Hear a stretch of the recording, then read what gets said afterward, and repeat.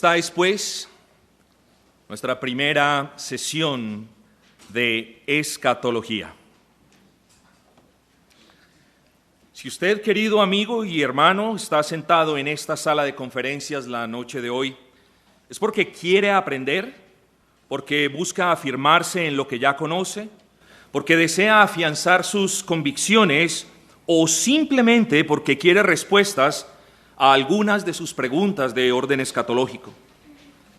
Mi objetivo en este bloque de ponencia será el de proveer una base escritural para que sobre ella usted escudriñe la bendita palabra del Señor y se fortalezca en la comprensión de una rama de la teología que a la verdad es poco comprendida por el pueblo de Dios. El presente abordaje del tema escatológico irá de menos a más, de lo más básico a lo más complejo, y de la definición de términos elementales a la descripción de posturas escatológicas que son un poco más complejas. Y voy a proceder de esta manera con el fin de alentarlo a que usted aprecie por usted mismo que la escatología, y esto quiero que quede en claro, que la escatología no es tan complicada como muchos lo enseñan y como otros lo hacen ver. Recalco amablemente que no será posible, obviamente, despejar todas las dudas, ni tampoco el responder todas las preguntas, naturalmente por cuestiones de tiempo. Pero si hago un compromiso con ustedes en la noche de hoy, sí me comprometo a dejar anclados en la Escritura todo aquello que alcancemos a estudiar en la noche de hoy. Cuando hablamos de escatología, estimada audiencia, de inmediato vienen a nuestras mentes imágenes apocalípticas de batallas, guerras, caballos, rayos y centellas. El problema de esta imagen mental es que la inmensa mayoría de ellas, y hablo de manera general, no son producto de un estudio serio de la Escritura, sino que por el contrario son producto del material sensacionalista que cautiva la curiosidad del ser humano y en este caso de muchos cristianos.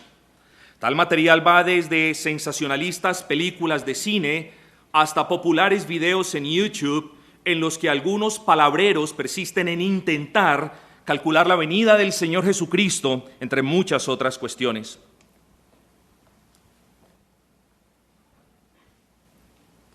Si usted quiere estudiar escatología y si usted quiere llegar a una postura bíblica, le sugiero de verdad que sacrifique dos cosas sobre el altar de la verdad.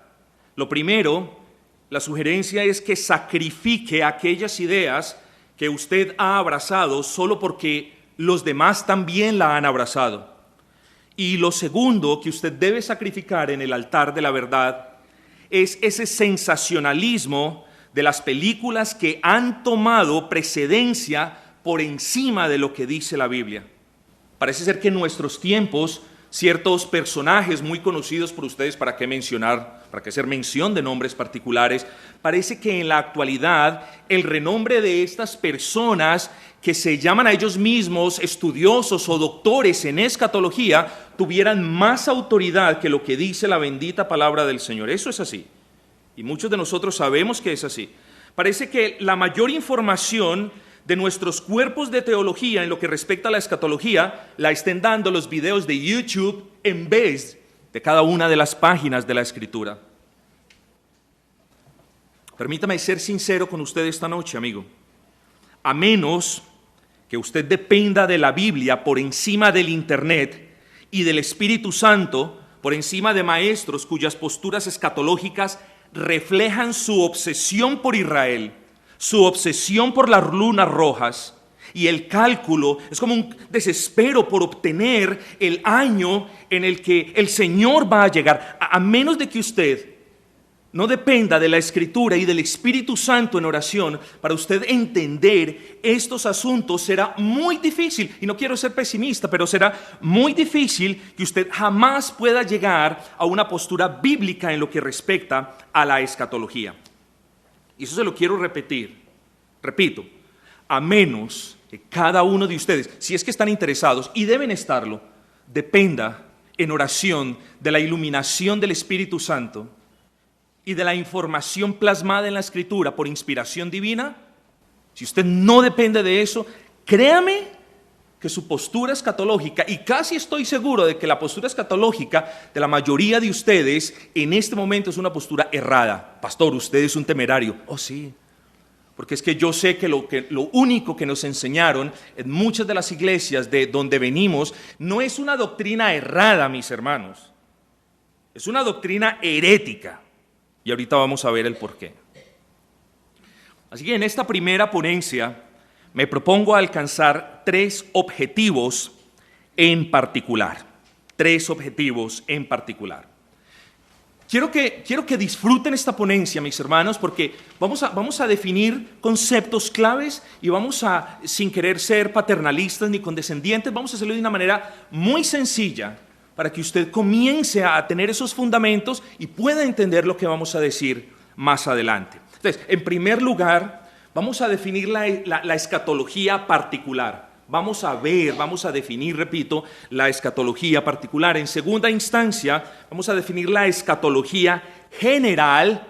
Y en esta primera ponencia, como les digo, son 2 de 3. Y el tercer punto es, vamos a construir entre todos juntos, vamos a construir un esquema escatológico desde la perspectiva neotestamentaria que nos sirva como norma, como canon, como regla, para determinar cuáles de las posturas escatológicas que vamos a ver son bíblicas, cuáles de ellas quizás no se ajusten demasiado a la Escritura y cuál es aquella que se desvía por completo de la misma. Pero para hacer eso tenemos que trazar o tenemos que construir un molde, y ese molde básicamente es la información que la Escritura nos da a nosotros de los tiempos. Ahora, ustedes se fijaron claramente que el enfoque va a ser netamente neotestamentario. ¿Por qué? Porque es lo correcto de hacer. El problema con mucha de la escatología de estos días es que toma la información del Antiguo Testamento, la interpreta de una manera aislada de toda la Escritura y luego viene y acomoda la enseñanza del Nuevo Testamento a aquella del Antiguo. Bueno, el principio exegético y la norma por excelencia es interpretar el Antiguo Testamento a la luz del Nuevo. Habiendo mencionado estos 3 puntos o estos 3 objetivos, quiero también desde ahora mencionarles mis objetivos de la segunda ponencia, Dios mediante. Y como les digo, no sé si vamos a terminar hoy, pero si no, terminamos mañana, ¿cierto? Gloria al Señor, hermanos. Bueno, digo en otra sesión el día de mañana. En la segunda ponencia, Dios mediante, vamos a describir brevemente las diferentes posturas escatológicas y vamos a ofrecer una brevísima crítica de cada una de ellas. Vamos a hablar del premilenialismo, vamos a hablar de sus 2 subdivisiones, o al menos de las 2 subdivisiones más notables, que es el premilenialismo histórico y el premilenialismo dispensacional. Ahí van 2. Vamos a hablar del postmilenialismo y vamos a hablar de otra postura escatológica que muchos llaman amilenialismo. Hermanos, estas ponencias se tratan de escatología, pero no hemos definido qué es escatología. Escatología es el estudio, logos, de las últimas cosas, eschatos. Así que sencillamente hablando, escatología es el estudio de las últimas cosas que nos sucederán a nosotros, a la creación, a la raza humana en general, a la luz de la Escritura. Eso es escatología. Escatología es el estudio de la consumación del plan de Dios para con la raza humana y para con su creación. Ahora sí, definamos escatología de la anterior, escatología de la anterior manera. Es evidente que estamos en la necesidad de diferenciar aquello que pasará con el hombre cuando muere, eso es escatología particular, y aquello que pasará con toda la raza humana y con la creación una vez llegue el fin, eso es escatología general. Así que consideremos en primera instancia la escatología particular. Damos por sentado que el hombre es un ser bipartito. Usted lo ha escuchado.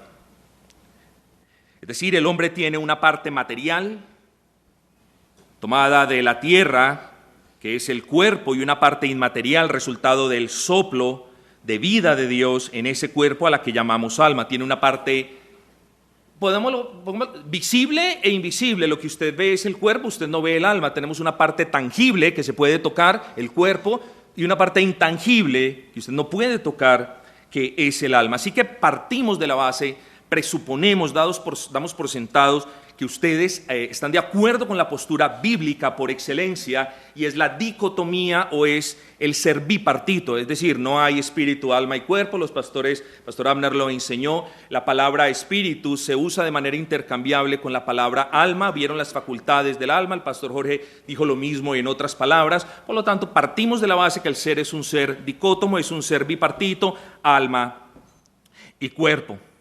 Otros hermanos creen en la condición tripartita del hombre, idea que, dicho sea de paso, la ortodoxia cristiana ha rechazado por lo general. O puesto de otra manera, en el presente tiempo, el ser humano se compone de una parte mortal, que es el cuerpo, de una parte inmortal, que es el alma. Y digo presente tiempo porque vendrá otro tiempo, vendrá un día en el que los cuerpos de los santos reciban inmortalidad, 1 Corintios 15, 53, y los cuerpos de los injustos serán acondicionados para soportar la ira eterna del Dios que persistieron en rechazar. Entre tanto llegue ese día, conocido como el día de la ira de Dios, como el día del Señor, o también como el día del juicio de Dios, al morir nuestros cuerpos irán a la tierra. Esa es la composición, básicamente. Ese es usted ahora, ese es usted cuando muere, y usted es un ser bipartito, tiene alma y tiene cuerpo. Eso es lo que acabamos de decir. Ahora, la parte visible del hombre, que es el cuerpo, en el momento de la muerte, obviamente comienza a descomponerse. El cuerpo comienza un proceso de descomposición y corrupción. Sus fibras se desintegran, la sangre no corre, sus tejidos se deterioran y sus órganos dejan de funcionar. Dicho cambio se notará más y más a medida que pasen los días y los meses, y de usted o de este servidor que les habla, nada quedará en esta tierra sino un recuerdo que se desvanecerá con el tiempo y lamentablemente una bolsa negra con huesos secos. Pero la segunda cosa que sucede es esta. Dada que el alma del ser humano después de la muerte continúa viviendo, esta tiene que ir a un lado particular. Esta no se puede quedar deambulando por ninguna parte. La Biblia dice que el alma de la persona irá de inmediato a su lugar correspondiente. Preste atención. No va a ninguna prisión, no va a ninguna oscuridad, no queda durmiendo. Repito, cuando el ser humano muere, el alma de ese ser humano irá de inmediato a su lugar correspondiente. ¿Cuál es ese lugar correspondiente? Bueno, el justo al paraíso de Cristo y los incrédulos al lugar de tormento. A partir de ese momento, a partir del momento de la muerte, ¿qué pasa? Su cuerpo, nuestro cuerpo, comienza a desintegrarse. Lucas 23, 43, palabras de nuestro bendito Señor al ladrón arrepentido. De cierto te digo que hoy, por ponerlo de una manera, no más tarde, no. De cierto te digo que en el momento de tu muerte estarás conmigo en el paraíso, cuando aquel mismo día su alma estaría con el Salvador. Ahora, examinen ustedes la parábola, o la historia más bien, de nuestro Señor al respecto del hombre rico y de Lázaro. Lucas 16, 22, se los leo. Aconteció que murió el mendigo y fue llevado por los ángeles al seno de Abraham, y murió también el rico y fue sepultado, versículo 23, y en el Hades alzó sus ojos en el infierno, porque estando en tormentos y vio de lejos a Abraham y a Lázaro en su seno. Dos preguntas surgen al estudiar este texto. Hágase la pregunta. Y miren cómo la Escritura nos comienza a hablar fácil, hermanos. ¿En qué momento fue llevada el alma del mendigo al seno de Abraham? ¿Hubo que esperar 1000 años? No, hoy, en ese mismo instante. de inmediato. El texto no nos da permiso de que adicionemos un espacio de tiempo entre la muerte del mendigo y el traslado de su alma al paraíso de Cristo. Ahora, esa es una pregunta que ruega que nosotros la respondamos del mismo texto. Ahora, miren de aquí dos cosas. Entonces sabemos que cuando la persona muere, en ese instante el alma de aquel que muere va al lugar determinado por sí o no creyó en Cristo mientras vivía. Ahora, la segunda pregunta: ¿qué recibe el alma del injusto? ¿Qué dice la Escritura? Tormentos.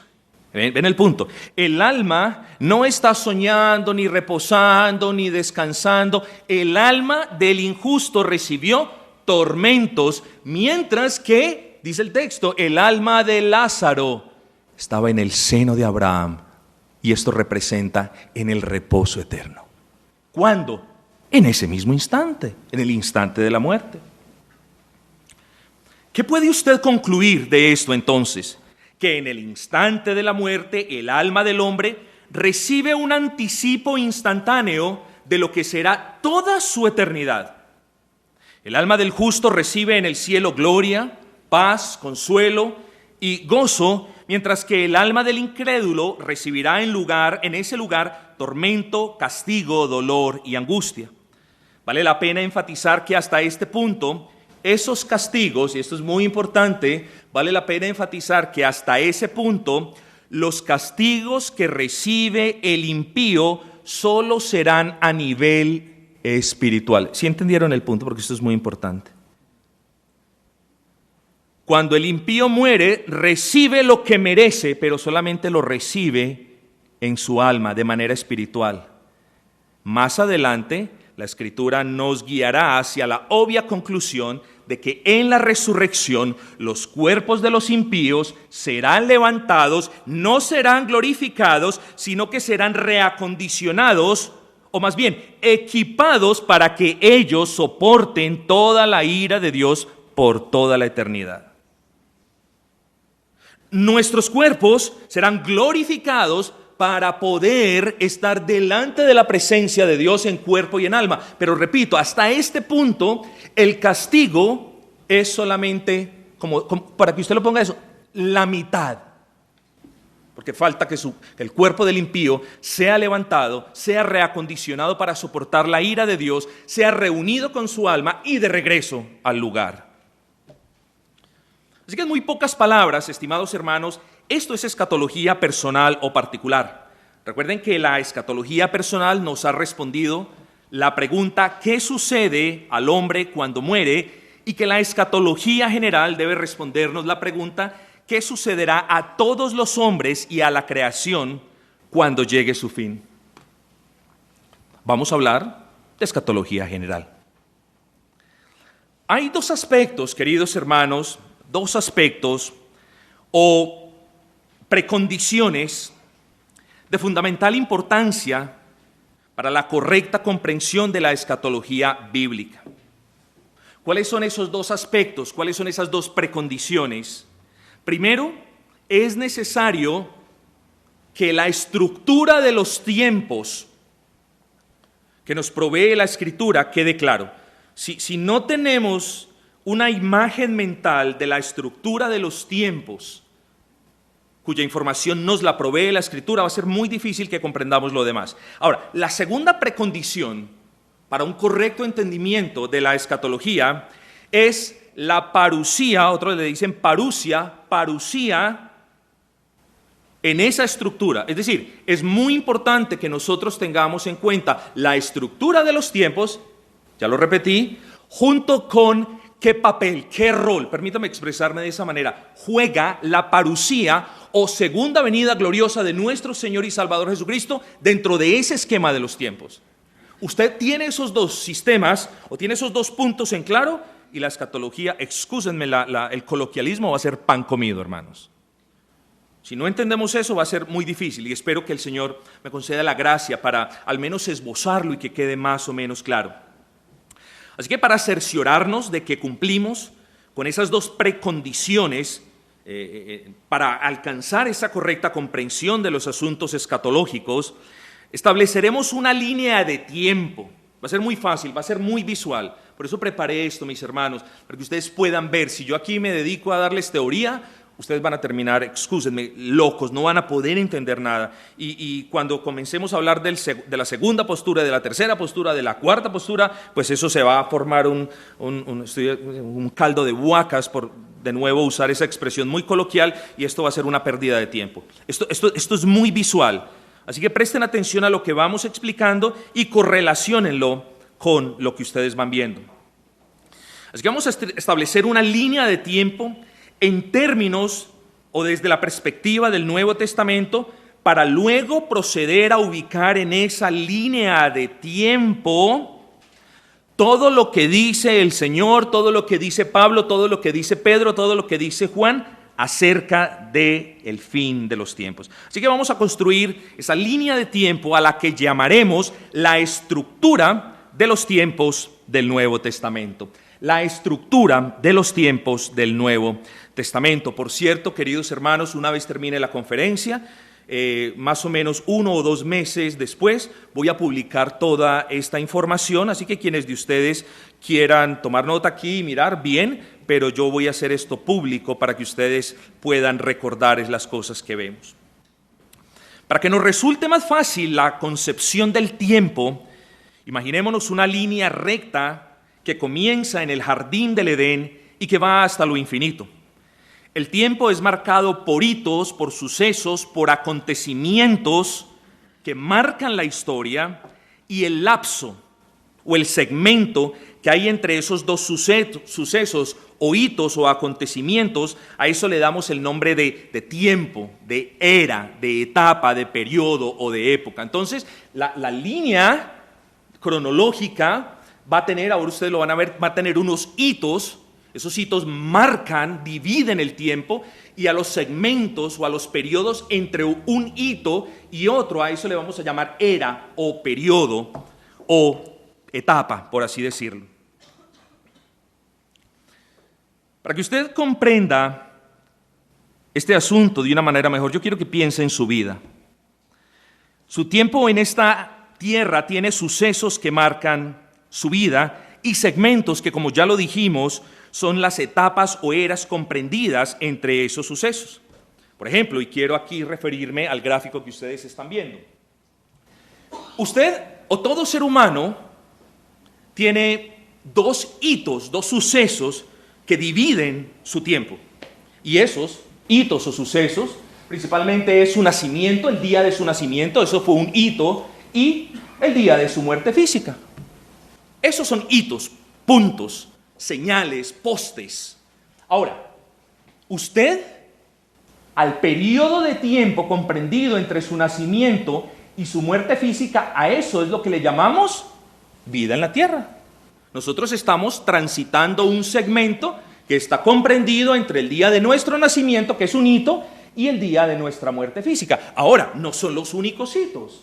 Hay diferentes. Por ejemplo, un hito, un suceso, en nuestro caso, es el día de nuestras conversiones. Hay un periodo entonces entre el día de su nacimiento y el día de su conversión, y a ese tiempo que usted pasó alejado de Cristo, recibe el nombre de inconversión. Usted era un inconverso. Usted vivió una etapa de su vida como inconverso. Bueno, lo mismo sucede en la Escritura, mis hermanos. Exactamente lo mismo sucede en la Escritura. En lo que respecta al tiempo, la Escritura es absolutamente clara. Y para propósito de simplificar la enseñanza, la Escritura nos habla de 2, escuchen esto, hermanos, por favor, si se van a dormir, duérmanse después de esto. La Escritura es muy clara al respecto de los tiempos, y ella solamente nos habla de 2 periodos, de 2 eras o de 2 segmentos escatológicos, y también nos habla de 2 hitos escatológicos supremamente importantes. Yo creo que ustedes vieron la escogencia de palabras. No es que la Escritura no hable de otros periodos ni de otros hitos, sino que desde la perspectiva escatológica, estos 2 hitos y los periodos comprendidos entre ellos son puntos de referencia clave sobre los que usted podrá edificar una correcta cronología escatológica y por ende obtener así una correcta comprensión del asunto que estamos tratando. Miren que esta es la línea de tiempo, desde el Edén hasta el futuro eterno, por eso coloqué estos signos, digámoslo así, de, ¿cierto?, suspensión aquí, y aquí yo les acabé de decir que este es el periodo de tiempo 1 o era 1 y este es el periodo de tiempo 2. Miren que no les he dado ningún detalle, solamente les he dicho, la escritura habla de 2 hitos y de 2 y solo de 2 periodos en lo que respecta al enfoque escatológico. Aquí viene lo importante, lo esencial, para que usted deguste la bendita misericordia del Señor, porque esto es fácil, la escatología no es difícil, hermanos. Mateo 12:32, a cualquiera, miren, presten, a cualquiera que dijere alguna palabra contra el Hijo del Hombre, le será perdonado, pero al que hable contra el Espíritu Santo, escuchen, no le será perdonado ni en este siglo, ni en el venidero. Habla de 2 eras. Ni en este siglo, ni en el venidero. Ahí vamos amasando. Los 2 periodos de tiempo sobre los cuales la Escritura erige las doctrinas escatológicas son, repito, este siglo y el siglo venidero. Si, como sabemos nosotros, el pecado contra el Espíritu Santo nunca tiene perdón, eso lo sabemos todos, ¿cierto? Claro. Entonces, si sabemos que el pecado contra el Espíritu Santo nunca tiene perdón, y el Señor es claro en dividir todo el tiempo posible en 2 partes, este siglo y el siglo venidero, sigue que no hay otro siglo, no hay otra época, no hay otra era, no hay ningún otro periodo de tiempo en el que nosotros podamos pensar. Es decir, no, la Escritura no le da a usted pie para que inserte otro siglo o otro periodo aquí, o aquí, o aquí. No. Vean el punto que es claro. El pecado contra el Espíritu Santo no tiene perdón nunca. Y ese nunca va desde aquí hasta aquí. Y luego el Señor divide el tiempo entre este siglo y venidero. Por tanto, que se nos quede una cosa en la mente y en el corazón. No se pueden insertar ni 1000 años, ni aquí, ni justo aquí, ni tampoco aquí, ni mucho menos aquí. Siglo presente, siglo venidero.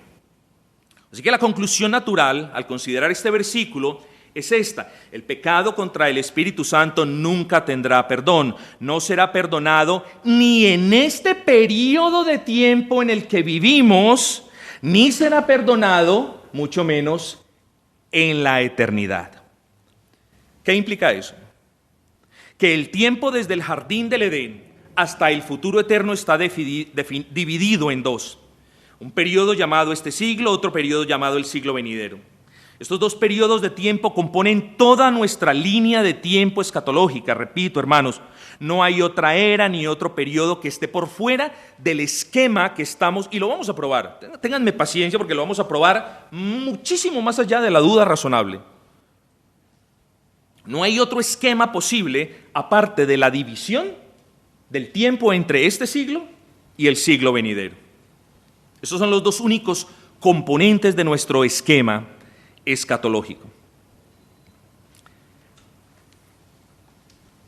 Miren ustedes, ¿ven? Aquí hay un principio, aquí hay un fin, en la de abajo un principio, un fin. Vamos a ver qué nos habla este siguiente versículo. Marcos 10:28, presten atención. Entonces Pedro comenzó a decirle: he aquí nosotros lo hemos dejado todo y te hemos seguido. Versículo 29, respondió Jesús y dijo: de cierto os digo que no hay ninguno que haya dejado casa, o hermanos, o hermanas, o padre, o madre, o mujer, o hijos, o tierras, por causa de mí y del Evangelio, que no reciba 100 veces más ahora, en este tiempo, casas, hermanos, hermanas, madres e hijos y tierras. Esto es fenomenal. Con persecuciones. Y dice, y en el siglo venidero, la vida eterna. ¿Comienzan a ver? Solamente hay 2 periodos Y ya comenzamos a vislumbrar que los dos periodos son de naturaleza diferente. En el primero, dice el Señor Jesucristo, persecución. En el segundo, vida eterna. Los mismos dos periodos de tiempo vuelven a ser mencionados, este tiempo y el siglo venidero. En este pasaje el Señor Jesucristo ubica la vida perseguida del creyente en un periodo al que Él mismo llama este tiempo. En contraste al periodo de tiempo donde el creyente no será perseguido, sino que tendrá reposo, descanso, paz y vida eterna, dígame cuál es el nombre que el Señor le acaba de dar a ese periodo de tiempo que no es este tiempo y en el que el creyente tendrá paz, gozo, reposo y vida eterna. ¿Cuál es el nombre que el Dios encarnado le da? Siglo venidero. Ustedes entienden que estamos haciendo un esfuerzo por probar este esquema. Porque si yo no pruebo este esquema, hermanos, perdieron su tiempo escuchándome. Pero ya van dos versículos que prueban de manera absolutamente clara. Pero como necesitamos más pruebas, porque hay veces venimos aferrados al Armagedón y a la lucha que va a haber, que si no hay más pruebas, entonces no vamos a creer. Pero ya van dos, y se los he probado. Oh, lo mismo. Ah, qué sorpresa. Vamos a ver qué dice. Hablando de Cristo, el apóstol Pablo en Efesios 1:20 dice, resucitándole de los muertos y sentándole a su diestra en los lugares celestiales, versículo 21, sobre todo principado y autoridad y poder y señorío, escuchen hermanos, y sobre todo nombre que se nombra, oigan, no solo en este siglo, dice, sino también en el siglo venidero. ¿Cuántos periodos hay? Dos eras. Esto nos va a servir, como ustedes lo van a ver más adelante. Este versículo es de suma importancia, mis hermanos, porque además de confirmar y reconfirmar la estructura de las dos eras de las que hemos venido hablando, también nos dice algo fundamental en nuestro estudio escatológico. Escuche bien esto. ¿Qué es eso fundamental? Cristo es Rey. Ah, pero eso ya lo sabíamos, pastor, usted. Escúcheme esto porque esto es importante en el estudio escatológico. Cristo es Rey. Miren que no se ha dicho ni la Escritura dice, Cristo será Rey en el milenio.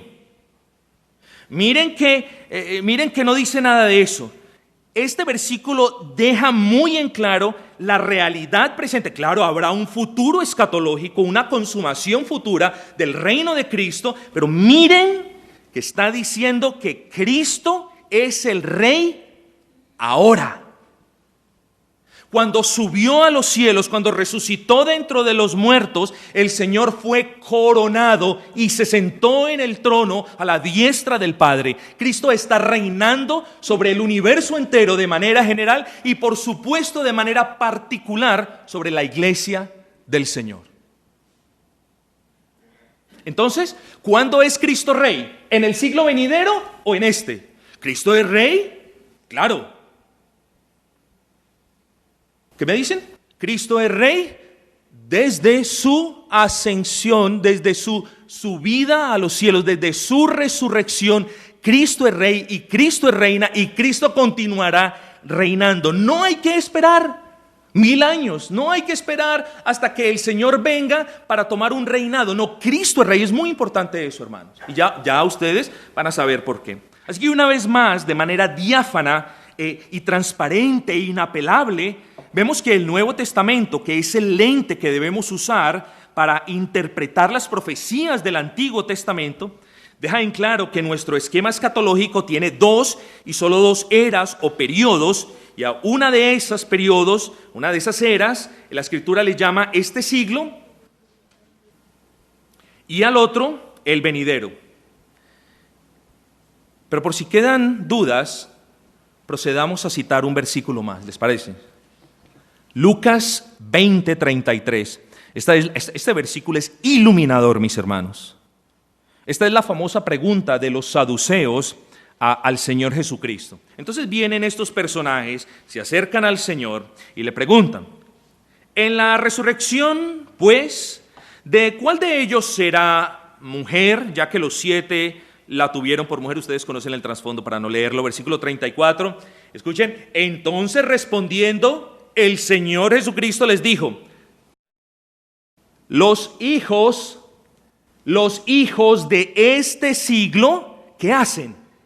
Se casan y se dan en casamiento. Digan, mas los que fueren tenidos por dignos de alcanzar aquel siglo y la resurrección dentro de los muertos, ni se casan, ni se dan en casamiento, porque no pueden ya más morir, pues son iguales a los ángeles y son hijos de Dios al ser hijos de la resurrección. Ojo con esto, porque en este periodo de tiempo no hay muerte. Si usted no entiende esto, no va a seguir entendiendo el resto, mis hermanos. En este siglo venidero, para el creyente no hay muerte. Por tanto, de entrada yo le digo a usted esto: todo sistema escatológico que plantee la posibilidad de la muerte en el siglo venidero o después de este segundo hito, que ya lo vamos a ver, es un sistema falaz. ¿Por qué? Por las palabras de Cristo. En este siglo hay persecución. En este siglo los hombres se casan, se dan en casamientos. En el venidero habrá gloria y no habrá más muerte. Hermanos, reconocemos que existen cosas en la Escritura que no son claras, o que no son claras para nosotros. Pero la escatología es clara si nosotros la abordamos por el derecho, es decir, desde la perspectiva neotestamentaria, como lo hemos hecho hasta este punto. Así que queda probado por el Nuevo Testamento que a Dios le plació revelarnos en la Escritura, en varias partes de la misma y de manera clara en cada una de esas partes, que el tiempo desde la creación hasta la eternidad se compone, repito, solo de 2 periodos, eras o épocas. Una es llamada el presente siglo y la otra el siglo venidero. Ahora, el presente siglo es la época en la que vivimos temporalmente, es la época en la que comemos, es la época en la que nos casamos, en la que sufrimos y en la que morimos. Y el siglo venidero es la época en la que viviremos eternamente, en gozo, en paz, como ángeles del cielo, palabras de Cristo, sin necesidades corporales de ningún tipo y en perfecta gloria.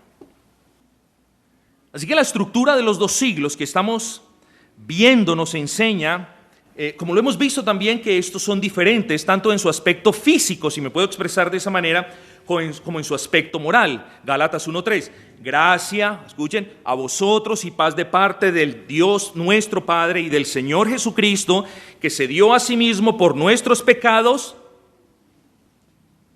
para librarnos del presente siglo malo.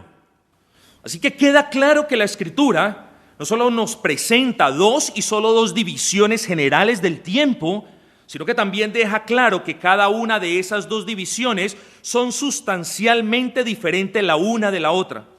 La palabra nos dice que este siglo es malo, mientras que cuando se refiere al siglo venidero siempre lo hace en términos de gloria, de gozo y de las bendiciones que aquellos que por la gracia del Señor lo alcancen. Entonces tenemos que nuestra línea de tiempo escatológica se compone de 2 periodos, repito, y solo de 2 periodos de tiempo. Si esto ha quedado claro, entonces procedamos a responder 2 preguntas que nos ayudarán a continuar construyendo el modelo escatológico del que nos habla la Biblia. Todavía no hemos pasado a la segunda precondición, que es el papel o el rol de la parucía. Solo dentro de esta primera precondición nos vamos a responder 2 preguntas. La primera: al respecto de este siglo, ¿qué suceso marca el comienzo de los últimos tiempos del mismo? ¿Qué es lo que marca el comienzo de los últimos tiempos? Y la segunda es al respecto del siglo venidero. ¿Qué es lo que marca la división entre este siglo y el siglo venidero? En otras palabras, ¿qué es o cuál es el suceso al que podemos correlacionar con el hito 1? ¿Y qué es el suceso que podemos relacionar con el hito 2 que marca la terminación de este siglo y la inauguración del siglo venidero?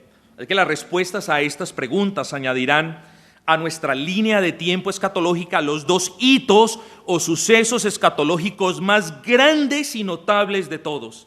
Y una vez, ahora sí,